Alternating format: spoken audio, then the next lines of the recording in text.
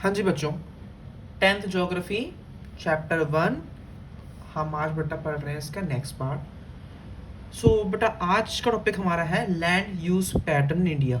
Land use pattern India के मतलब भारत में जो ज़मीनें हैं उनको हम लोग किस प्रकार यूज़ करते हैं, किस तरीके से इस्तेमाल करते हैं।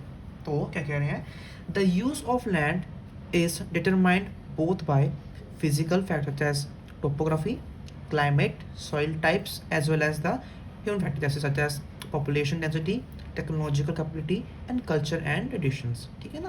देखो भैया बेटा, ज़मीनों का इस्तेमाल करने के लिए आपको फिजिकल फैक्टर्स भी देखने पड़ते हैं और आपको बेटा ह्यूमन फैक्टर्स भी आपको देखने पड़ते हैं। Total geographical area of India is 3.28 million square kilometre land use data. However, it is available only for 93% of the total geographical area because the land use reporting for most of the northeast states except Assam has not been done fully. ठीक है बेटा। Next हमारा topic आता बेटा कि most of the other than the current fallow lands are either of the poor quality और the cost of cultivation of such land is very high. भाई देखो कुछ कुछ एरिया ऐसे हैं कि जो वो लैंड या तो बेटा वो बहुत पुअर क्वालिटी के हैं, वहाँ पे खेती बाड़ी करना एक तरह से मुश्किल ही होता है या फिर रहना मुश्किल है, या फिर उन पर कल्टीवेशन करने के लिए बेटा जो कॉस्ट आती है वो बेटा काफ़ी आपकी अधिक आपकी आती है। These land are cultivated once or twice in about 2 to 3 years, and if these are included in the net zone area, then the percentage of NSA in India comes to about 54% of the total reporting area. ठीक है ना। अगर भैया यही जो area जो बेटा आपके ऐसे लैंड्स होते हैं इनको बेटा हम लोग इस्तेमाल करेंगे तो बेटा हमारी कंट्री में ऑल ओवर हमको सिर्फ 54% ही चीज़ें हमको सिर्फ खेती बाड़ी मिलेगी। और क्योंकि ये लैंड बेटा जो होते हैं ये सिर्फ एक साल मतलब आपका एक साल में या 2 बेटा साल में सिर्फ बेटा एक बार ही इस्तेमाल होते हैं। Forest area in the country is far lower than the desired 33% of geographical area. ठीक है ना। इतना एरिया भले ही बेटा जो उसके लिए हमारे लिए है फॉरेस्ट के लिए, बट एक्चुअल में हमारी कंट्री में इतने फॉरेस्ट हैं नहीं। It was outlined in the national forest policy 1952। It was considered essential for maintenance of the ecological balance. Forest area को बेटा मेंटेन करना बहुत ज़रूरी है, बहुत अनिवार्य होता है बेटा हमारी कंट्री की इकोलॉजिकल बैलेंस को मेंटेन करने के लिए। नेक्स्ट पॉइंट बेटा हमारा आता है land degradation and conservation measures. 95% of our basic needs for food, shelter and clothing are obtained from land. समझ रहे हो, 95% जो हमारी ज़रूरत है बेटा वो हमको लैंड से पूरी होती हैं।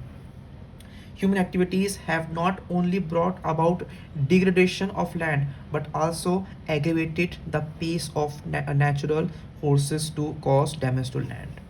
इंसान की जो हरकत है, इंसान की बेटा गतिविधियों ने बहुत नुकसान बेटा पहुंचाया है लैंड को, जिससे बेटा लैंड डिग्रेडेशन आपकी हो रही है आपकी। At present there are about 130 million hectares of degraded land in India. Bharat में इतना लैंड जो है वो मतलब बिल्कुल ख़राब हो चुका है आपका। Approximately 28% of its belong to the category of forest degraded area. ठीक है, फॉरेस्ट का बेटा भी काफ़ी एरिया उन्होंने ख़राब कर दिया है।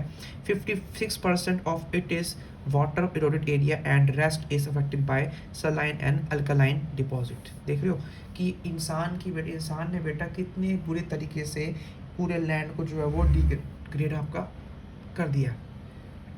Some activities such as deforestation यानी कि पेड़ों काटना, overgrazing, mining and quarrying to have contributed significantly in land degradation। बहुत सिंपल सी बात है, अगर आप कोई भी गतिविधि करते हो बेटा जो कि नेगेटिव है, जो कि आप बहुत एक्स्ट्रा कर रहे हो, तो बेटा चीज़ें आपकी जो है वो ख़राब हो ही जाती हैं आपकी। Mining sites are abandoned after excavation work is complete leaving deep scars and traces of overburdening. ठीक है ना। जो बेटा गतिविधियाँ होती हैं माइनिंग की, जिससे बेटा हमारी ज़मीन हो जाती हैं खोखली, जो ज़मीनें धंस जाती हैं, वो भी एक कारण है हमारी कंट्री में लैंड डिग्रेडेशन का आपका है। In states like Jharkhand, Chhattisgarh, Madhya Pradesh and Odisha, deforestation due to mining have caused severe land degradation. ठीक है ना भैया।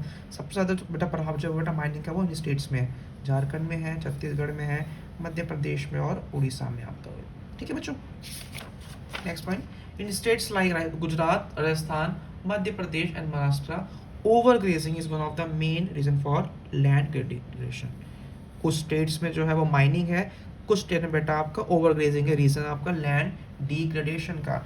और अगर हम बात करते हैं पंजाब की, हरियाणा की, वेस्ट उत्तर प्रदेश की, ओवर इरिगेशन रिस्पॉन्सिबल, मतलब एक यार एक लैंड है उस पर इरिगेशन अच्छी बात, लेकिन ओवर किसी भी चीज़ को अगर आप बेटा करोगे ओवर तो वो खराब हो जाती है।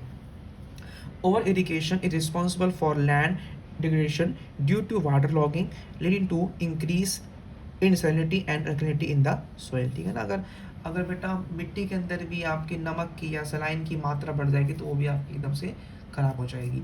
तो अलग अलग स्टेट्स में बेटा अलग अलग बेटा है प्रॉब्लम्स है आपकी चीज़ों की आपकी।